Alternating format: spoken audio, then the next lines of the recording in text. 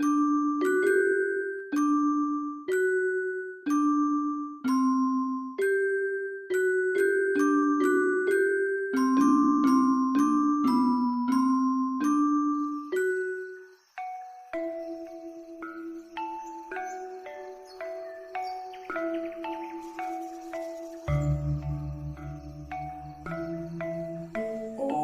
Swastiastu, Om Awigenamastu Namasidam, Om Anwadra Kertoyantu Swata.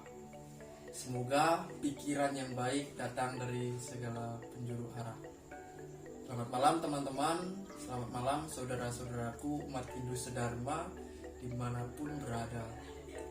Pada kesempatan yang baik ini, sebelumnya marilah kita aturkan puji Angayu Bahagia, puji syukur kehadapan Tuhan Yang Maha Esa, yang mana pada situasi pandemi COVID-19 ini kita masih diberikan kesehatan, badan sehat untuk bisa melaksanakan swadharma kita sebagai manusia di kehidupan ini dengan baik.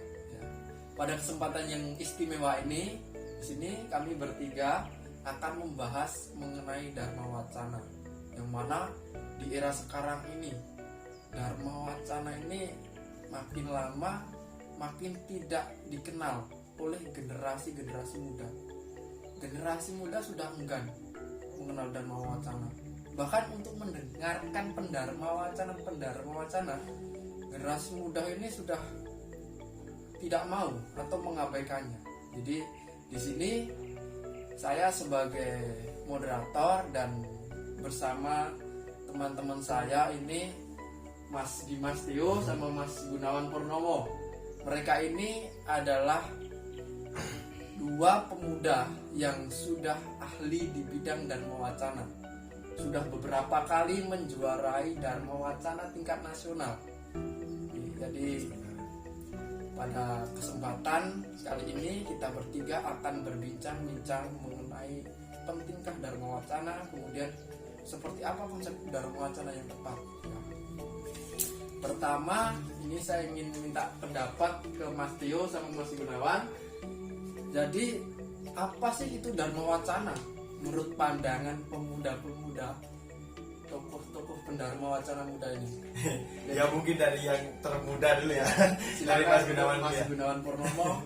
Termuda gitu. Terima kasih pada moderator Mas Gunawan, pada saudara-saudara semua dimanapun Anda berada. Sambutlah puji Panganjali. Om Swastiastu. Om Swastiastu. Baik, tadi moderator sempat membahas sekilas mengenai Dharma Wacana. Nah, di sini Dharma Wacana ini apa sih? Pengertian dari Dharma Wacana. Menurut saya pribadi, Dharma Wacana yang diambil dari etimologi, dari akar katanya Dharma dan Wacana. Dharma itu benar, Wacana ini sebuah ungkapan atau berbicara.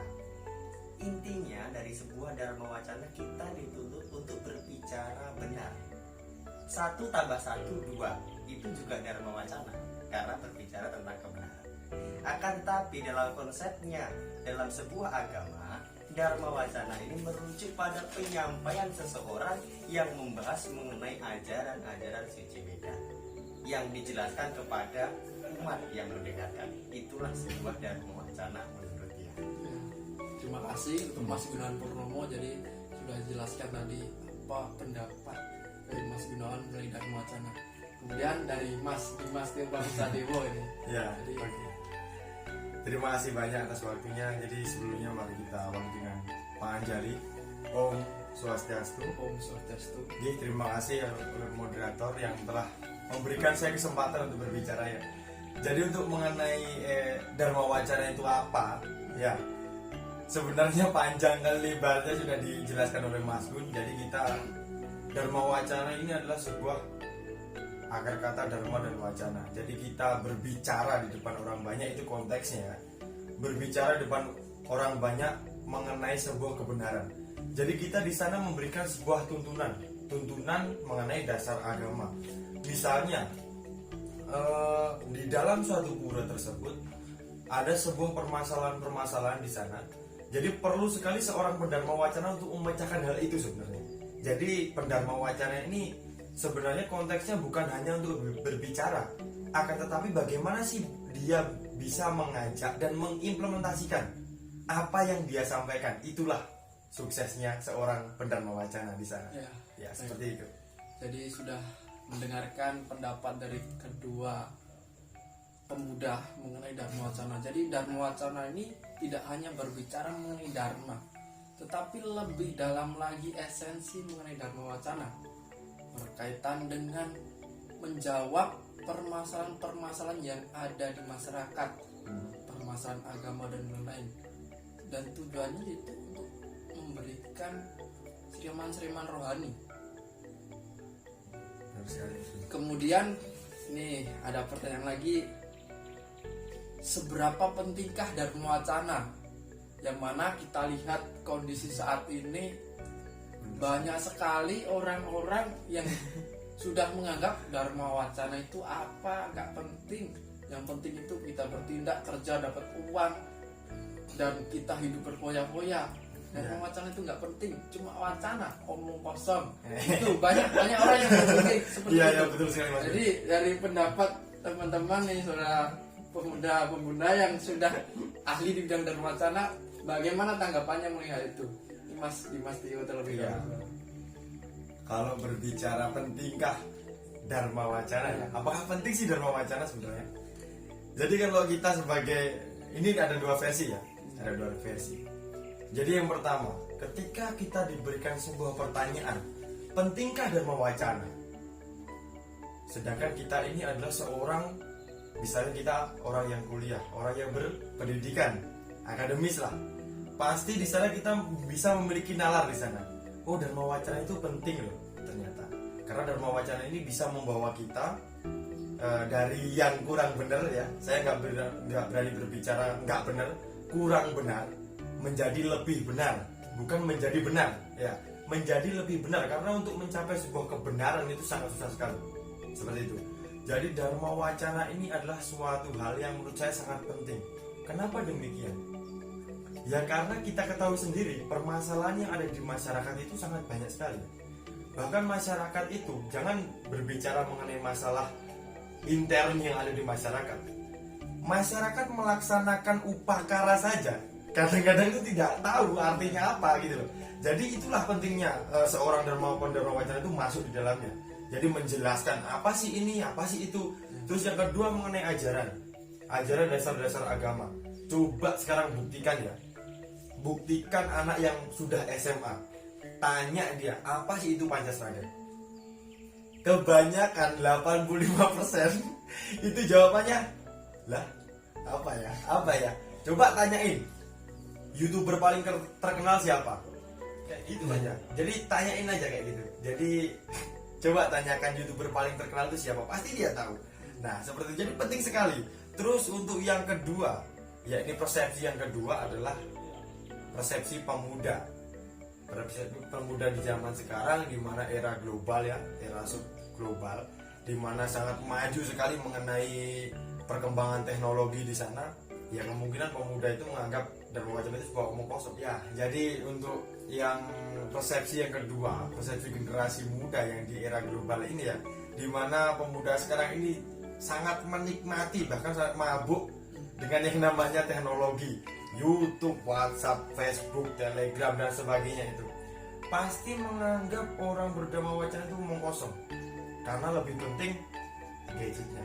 Coba Mas Gun amati ya, kalau misalnya pergi ke pura, kita nggak usah bahas orang dharma wacana dulu. Masuk ke pura, mau acara sembahyang, pasti yang dipegang ini dulu. Nggak bisa terlepas, apalagi ketika seorang dharma wacana itu tampil. Kalau yang dharma wacana tidak benar-benar bisa menarik perhatian mereka, hangus mereka, dianggap tidak ada. Bahkan ada yang VC ketika seorang pendharma wacana itu tampil. Jadi seperti itu. Jadi ada dua persepsi ya. Nah tugas kita di sini makanya gimana sih agar dharma wacana ini benar-benar ya kan, benar-benar diperhatikan dan misalnya bisa menarik minat generasi muda ini yang paling penting. Seperti itu sih kalau dari saya. Terima kasih untuk Mas Tio pendapatnya. Kemudian Mas Gunawan Purnomo ini, bagaimana tanggapannya mengenai seberapa pentingkah Dharma Wacana di era saat ini? Baik, seberapa pentingkah Dharma Wacana dalam era sekarang? Sebenarnya dari dulu sampai sekarang pun Dharma Wacana sangat penting sekali. Dan ini bisa dirasakan khususnya ini yang di luar Bali, karena sebagai minoritas ini sangat penting sekali untuk melakukan sebuah Dharma Wacana, penyuluhan orang yang mengetahui ajaran agama, membagikannya kepada masyarakat. Karena pada luar daerah di Bali yang sebagai minoritas ini kurangnya pengetahuan tentang Dharma. Inilah pentingnya. Sebab saya pernah bertanya pada seorang waktu kecil, saya bertanya apa agamanya Hindu, apa kitabnya nggak tahu. Itu loh, jangan lucu Memang tuh. seperti itu, ditanya nggak tahu.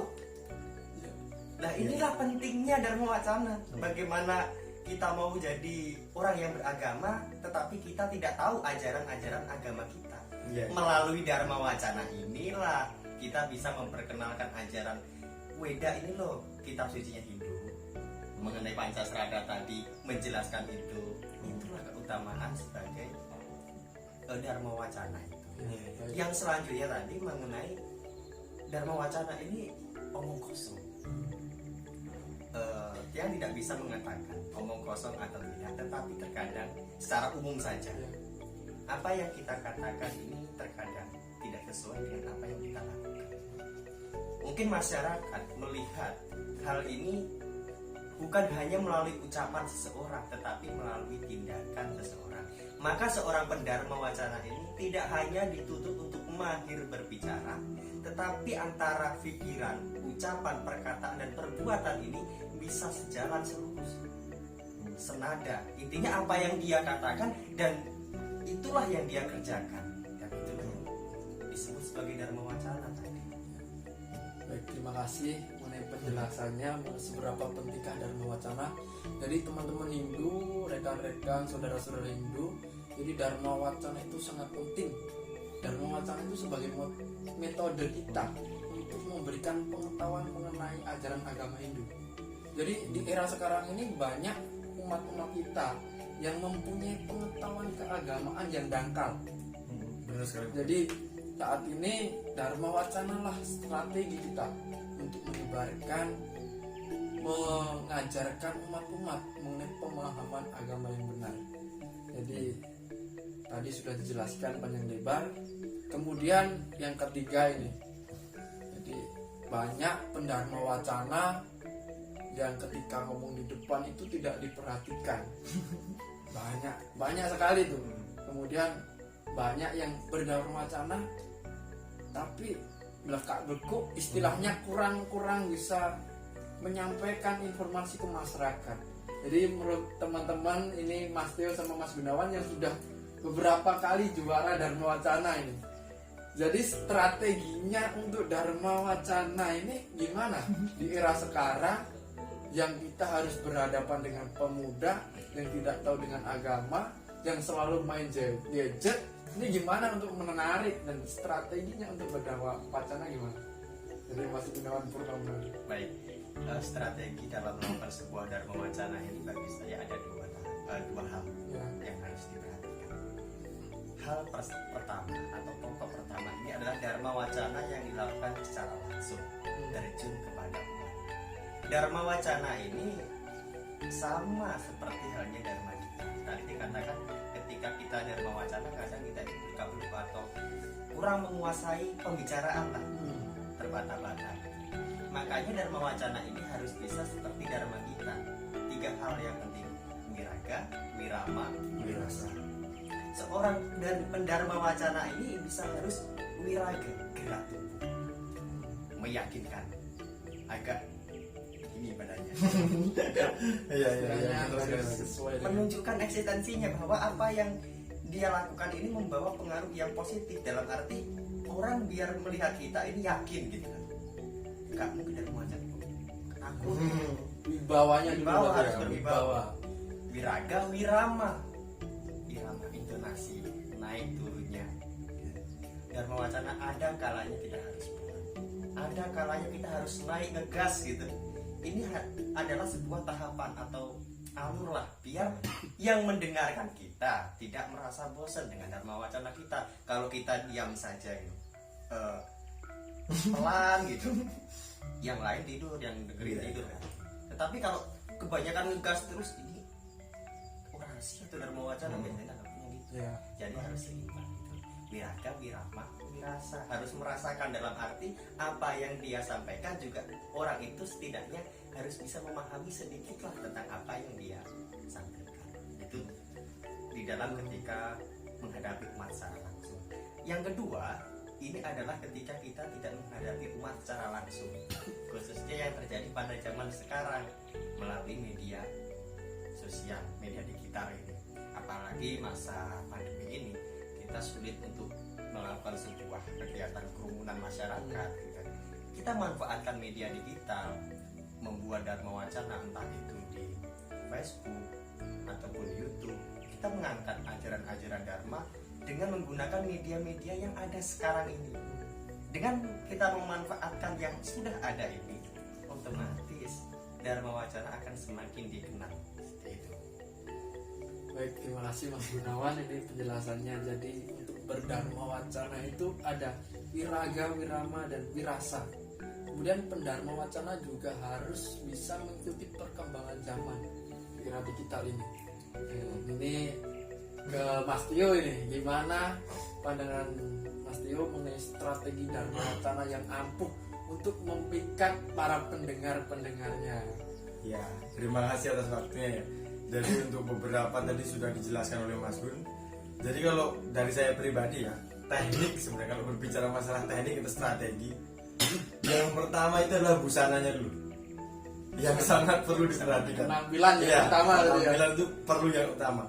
Jadi ketika kita berbicara di depan orang banyak, coba bayangkan kalau tampilannya cuma camping. Nah ini tampilannya aja kayak gini, nanti gimana cara berbicara kan kayak gitu yang pertama. Jadi penampilan itu harus oke yang pertama. Yang minimal rapi di depan umat seperti itu. Terus yang kedua mengenai intonasi dan sebagainya itu memang sangat betul sekali. Karena di dalam berdharma wacana tidak mungkin kita selamanya itu akan jedar terus. Jadi misalnya ada 1, 2, 3, 4, yang kelima ini baru bom. Itu namanya klimaks di sana, seperti itu. Terus yang kedua adalah sikap. Jadi gaya kita itu seperti apa sih berdharma wacana. Nah, terus yang terakhir kalau berbicara masalah ini ya, teknik yang di dalam saat kita berdharma wacana, bagaimana di awal dan di akhir ini kita dapat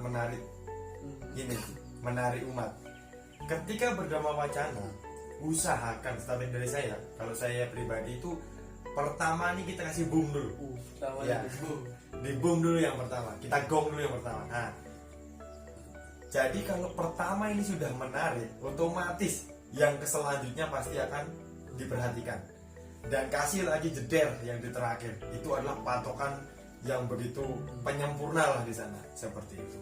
Terus untuk yang selanjutnya mengenai sikap pemuda ya, agar pemuda itu tertarik. Kalau saya pribadi, ibaratnya terpaksa kita harus jadi bunglon. Kalau berdharma wacana, ngerti maksud saya? Jadi bunglon. Ketika kita berbicara dengan, mohon maaf, berbicara dengan umat yang notabene petani, ya kita harus jadi petani. Biar kita gampang, mereka juga gampang memahami. Bayangkan kalau petani kita ajak berbicara mengenai, ini moderasi beragama, nggak bakal tahu. Iya, mohon maaf ya, pasti nggak akan dimengerti oleh bapak ibu saya kan juga petani seperti itu. Jadi tidak akan sulit dimengerti, lebih paham mereka kalau disederhanakan. Jadi ketika kita berbicara dengan generasi muda, ya ayo kita jadi pemuda. Misalnya contoh-contoh yang di dalamnya itu ya kenakalan remaja, bukan, ini dalam tanda kutip, bukan kenakalan yang begitu itu ya, dalam inti yang seperti itu. Jadi kita singgung lah, misalnya masalah percintaan itu boleh dibahas di sana, karena kan yang penting nggak membicarakan hal yang kotor, apalagi itu konteksnya di tempat suci, jadi tidak boleh. Jadi ketika kita berbicara dengan pemuda, ya kita harus mencontohkan bahwa saya juga seperti ini, saya juga masih belajar, misalnya, oh saya masih pacaran, seperti itu. Jadi nggak masalah, itu untuk menarik minat saja, seperti itu. Jadi menurut saya sih demikian saja. Iya, seperti itu sih teknik. Terima kasih Mas Tio. Jadi dari Mas Tio tadi Yang pertama itu penampilannya harus oke. Kalau orang Jawa bilang aji ning rogo, ini saka busana. Jadi penampilan harus utama. Karena penampilan akan membawa sebuah kewibawaan juga. Kemudian intonasi. Jadi yang pertama itu usahakan untuk menarik. Bagaimana kata sambutannya, bikin puisi atau gimana, atau pantun biar menarik perhatian. Kemudian yang ketiga ini pendharma wacana harus bisa menyesuaikan tempat di mana dia berbicara. Ketika berbicara dengan petani, ya harus bisa masuk dalam pola pikir petani itu. Demikian halnya dengan berbicara dengan pemuda, bisa masuk dalam pola pikir pemuda seperti apa. Jadi seperti itu.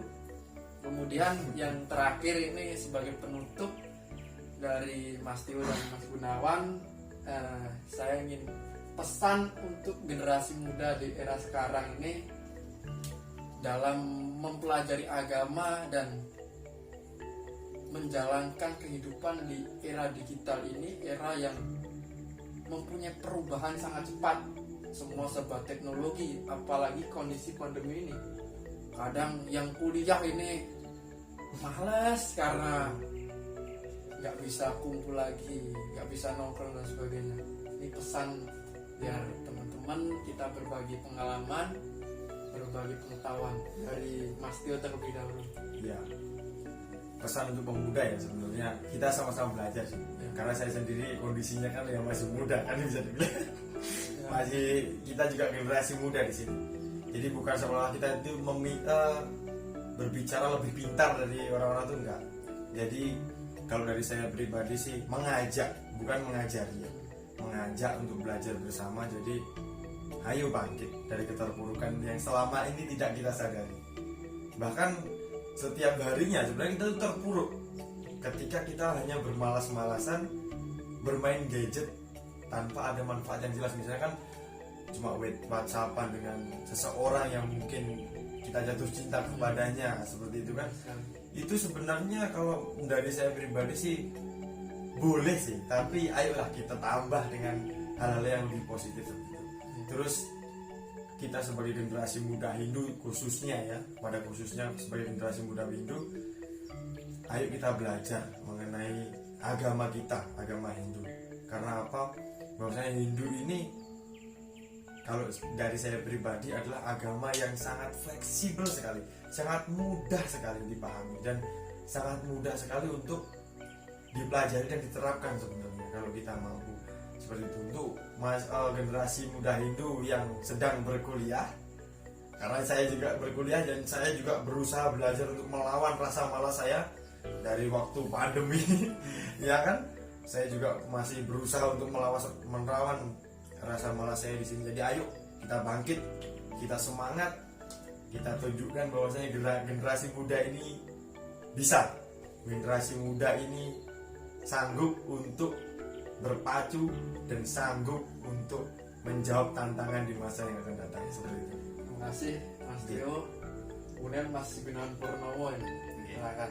Baik teman-temanku, saudaraku dimanapun Anda berada, khususnya generasi muda yang menyaksikan ini, saya mengatakan bahwa di dunia ini tidak ada orang yang benar ataupun orang yang baik. Kenapa demikian? Karena ketika kita ini sudah baik atau benar, tempat kita bukan di sini. Kita sudah moksa.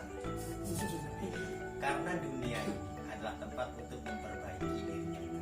Kalau sudah baik, apa yang harus diperbaiki? Ya, seperti itu.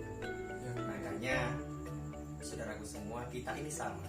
Kita sama-sama berproses, kita sama-sama belajar sebagai manusia. Mari kita bahu-membahu dalam mengisi kehidupan ini dengan perannya kita masing-masing. Kita generasi muda ini, dengan kemajuan media sekarang ini, kita manfaatkan sebaik-baiknya. Ketika kita berbicara pada malam hari ini ya, masalah Dharma Wacana ini, bukan berarti kita mengajak saudaraku semua generasi muda untuk berdharma wacana. Dalam arti semua menjadi pendharma wacana. Dalam arti gini, kita mengenal istilah catur yang itu apa?